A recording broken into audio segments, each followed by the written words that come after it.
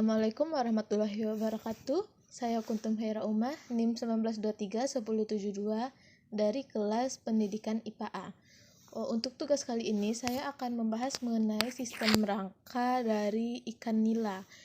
Ikan nila ini bernama latin Oreochromis niloticus.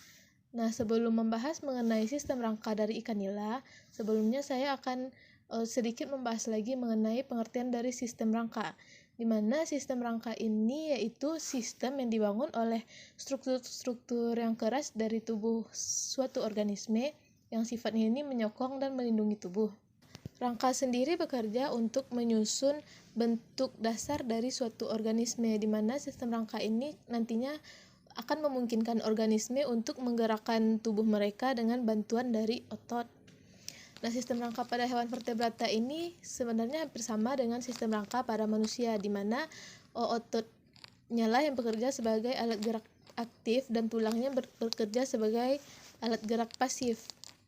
Namun karena tipe hewan ini berbeda-beda, maka setiap struktur tulang ini juga tentunya berbeda dari setiap hewan.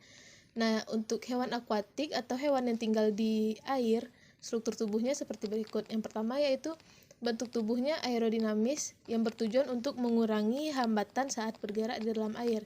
Yang kedua, ekor dan sirip ekor mereka ini berbentuk lebar, di mana ini bertujuan untuk mencegah gerakan yang tidak diinginkan saat berenang. Nah, yang ketiga yaitu sirip tambahan yang berfungsi untuk mencegah gerakan yang tidak diinginkan saat berenang. Nah, yang keempat yaitu gelembung renang mereka ini berfungsi untuk mengatur gerakan vertikal. Dan yang terakhir yaitu susunan otot dan tulang belakang ikan ini bersifat fleksibel yang bertujuan untuk mendorong ekor ikan saat berenang melawan air. Rangka sendiri dibedakan berdasarkan fungsi dan juga jenisnya. Yang pertama, berdasarkan fungsi dan letaknya, rangka dibedakan menjadi 3. Yang pertama, rangka aksial, di mana rangka aksial ini adalah rangka yang terletak di sepanjang bagian tengah tubuh hewan yang menjadi fondasi tubuh. Rangka aksial ini terdiri dari tulang tengkorak, tulang punggung, dan juga tulang rusuk. Nah, yang kedua yaitu rangka visceral atau tulang yang melengkung yang berfungsi untuk menyokong insang dan juga mengelilingi paring ikan. Yang ketiga adalah rangka apendikular, yang merupakan rangka yang bertugas untuk menyusun anggota gerak tubuh seperti rangka anggota badan yang terdiri dari jari-jari dan pelekat-pelekat lainnya. Nah, jenis yang kedua yaitu berdasarkan jenisnya. Rangka tulang ini berdasarkan jenisnya dibagi menjadi 2. Yang pertama yaitu tulang sejati atau osteum, di mana tulang sejati atau osteum ini adalah jaringan ikat padat yang paling keras dari semua jaringan yang ada di dalam tubuh. Bentuk dari tulang sejati atau osteum ini keras karena mengandung garam kapur fosfat dalam bentuk senyawa kalsium klorida. Ciri-cirinya yaitu memiliki struktur yang keras, padat dan rapat yang menjadi penyusun utama dari sistem rangka. Di dalam tulang sejati atau osteum ini juga terdapat sumsum tulang belakang di dalamnya serta menghasilkan sel-sel darah. Nah, jenis yang kedua itu adalah tulang rawan atau kartilago. Jaringan ikat penahan berat yang sifatnya relatif padat ini tidak terlalu kuat seperti tulang, di mana tulang rawan ini banyak mengandung kapur dan sedikit zat perekat. Karena itulah sifat dari tulang rawan ini fleksibel. Nah, tulang rawan sendiri terdiri dari jaringan padat serat kolagen, di mana jaringan inilah yang memungkinkan tulang-tulang rawan ini memiliki kekuatan untuk menahan beban, sambil tetap mempertahankan fleksibilitasnya. Baiklah, selanjutnya kita akan masuk kepada pembahasan mengenai sistem rangka ikan nila. Nah, yang pertama ada di nomor 1 yaitu operkular atau operkula atau juga operkulum. Nah, bagian ini terletak di bagian kepala ikan yang berfungsi untuk melindungi cabang dan juga struktur insang. Operkular ini juga berfungsi untuk memastikan apakah sirkulasi air yang masuk melalui insang ikan ini bergerak dalam satu arah, yang mana sirkulasi air ini berguna untuk memenuhi proses pernafasan tubuh ikan. Baiklah, bagian yang kedua yang ini adalah rongga mata ikan.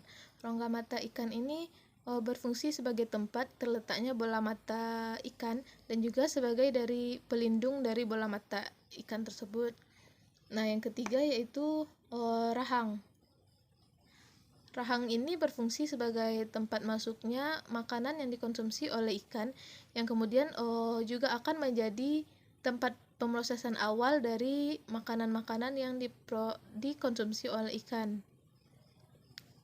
Nah, yang keempat ini adalah rongga insang, di mana rongga insang ini merupakan tempat terletaknya insang sebagai alat pernafasan dari ikan. Rongga insang ini juga berfungsi untuk menjaga agar insang ikan ini tetap berada di tempatnya. Selanjutnya yaitu bagian nomor 5, yang ini adalah sirip perut atau disebut juga dengan sirip ventral, di mana sirip ventral atau sirip perut ini berperan sebagai alat penyeimbang agar posisi ikan tetap stabil saat berenang. Sirip ini juga berfungsi dalam membantu ikan untuk menempatkan posisi mereka di kedalaman tertentu. Nah, secara umum sirip perut ini berfungsi untuk bergerak maju dan juga ke bawah ke dalam air. Nah, selanjutnya yaitu bagian nomor 6. Bagian nomor 6 ini adalah tulang rusuk ikan, di mana tulang rusuk ikan ini sistemnya hampir sama seperti tulang rusuk pada manusia, di mana berfungsi untuk melindungi bagian dalam atau organ-organ vital dari tubuh ikan. Nah, selanjutnya adalah sirip dada yang ditandai oleh nomor 7. Nah, sirip dada ini terletak pada bagian posterior operculum atau pada bagian pertengahan dari tinggi pada kedua sisi tubuh ikan. Sirip dada ini berfungsi untuk ikan bergerak ke samping, bergerak maju, dan juga diam atau mengerem.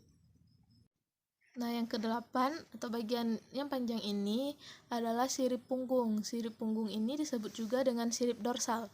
Nah, sirip dorsal atau sirip punggung ini terletak di bagian punggung ikan, karena itulah disebut dengan sirip punggung.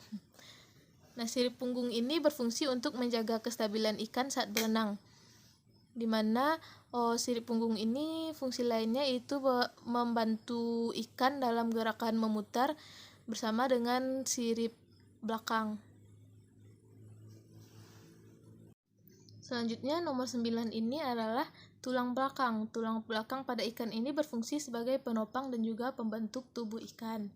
Nah, yang ke-10 yang ini adalah sirip belakang. Sirip belakang ini disebut juga dengan sirip anus atau pinnak analis, yang mana adalah sirip yang terletak di daerah posterior anal.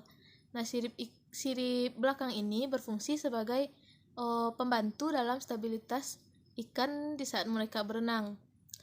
Sirip ini juga bekerja sama dengan sirip punggung dalam gerakan memutar oleh ikan. Nah, yang terakhir adalah sirip ekor. Nah, sirip ekor ini berfungsi sebagai pendorong utama saat ikan berenang maju dan juga sebagai kemudi saat ikan bermanuver atau bergerak cepat. Baiklah, sekian pembahasan mengenai sistem rangka ikan nila dari saya. Assalamualaikum warahmatullahi wabarakatuh.